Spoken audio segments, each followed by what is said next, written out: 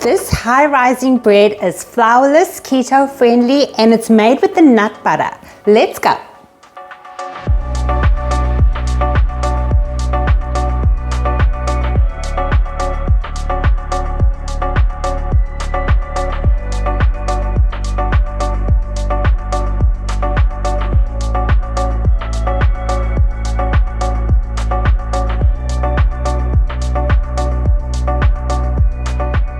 I have been asked so many times to create a recipe that gives a high rise and a full loaf of bread, and this bread answers the call. So this is how much it rises out of the pan. If you have a normal loaf pan, I'm going to show you how to achieve this bread with success, but your best bet is to actually get yourself a Pullman loaf because you're going to achieve this bread. Now obviously the two breads are different in color. This one is made with a tablespoon of allulose, and I wouldn't recommend it because we're trying to create a white bread, and for me this is just a bit too dark. If that's all you have, it still turns out really soft and beautiful on the inside.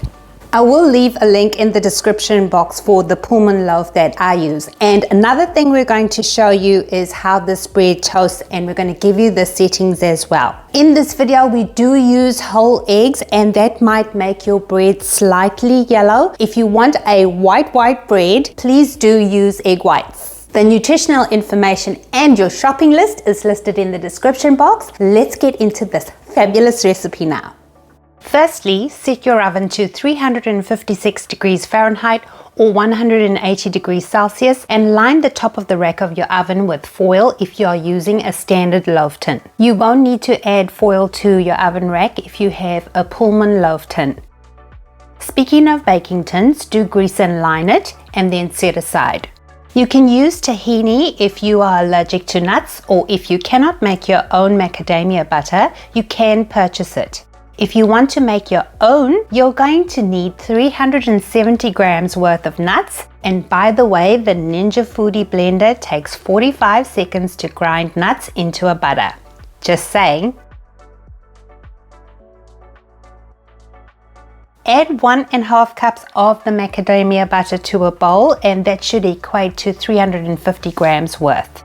Next is 8 eggs. Yes, that many, because remember we are making a big loaf of bread. A tightly packed 1/4 cup of egg white protein powder and 1 tablespoon plus 1 teaspoon of baking powder. The salt and sweetener are only optional, but I added them to season the bread and make it taste better. I added a pinch of salt and 1 tablespoon of monk fruit sweetener.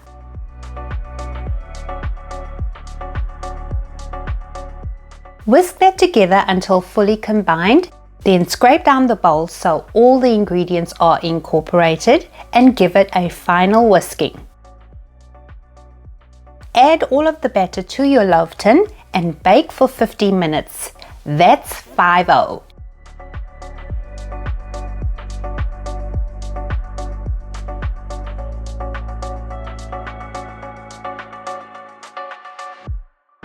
If you're using a standard loaf tin, you will need to check that the bread isn't rising in a crazy way.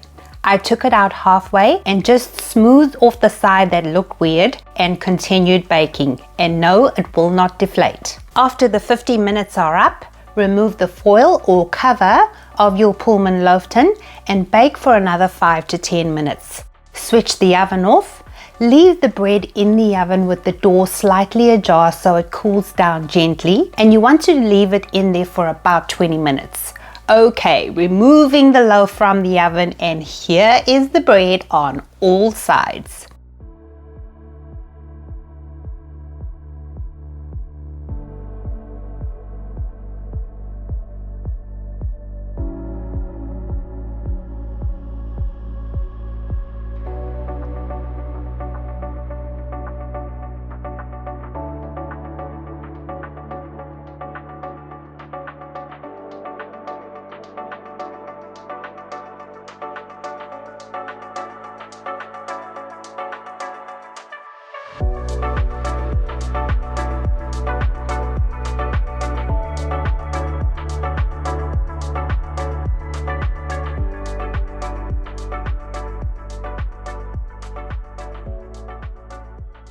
For me, using the Pullman loaf together with monk fruit sweetener achieved perfection.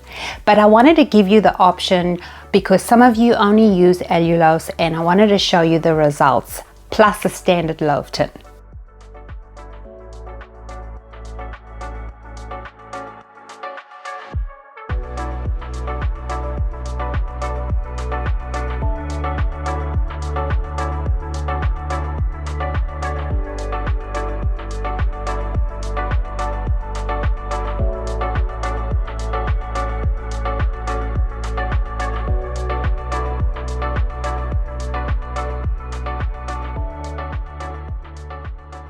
Time to take a look at the inside.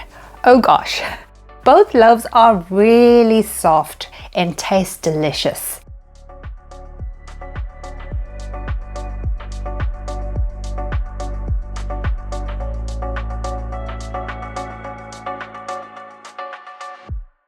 And how does it toast? On setting 3, you will get a light toasting. And this is how it turns out on setting 4. For me, this loaf of bread does everything a regular loaf of white bread does. You can toast it, your family can enjoy it, and especially if you have allergies, this is the bread for you, except of course nuts. And in that case, you would be using tahini. Thank you so much for watching. I hope you get to try this beautiful bread.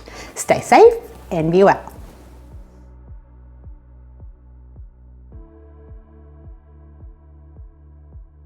Alright, don't tell anyone you saw me, alright? Now if you like this video and you want to see another one just like it, click up here.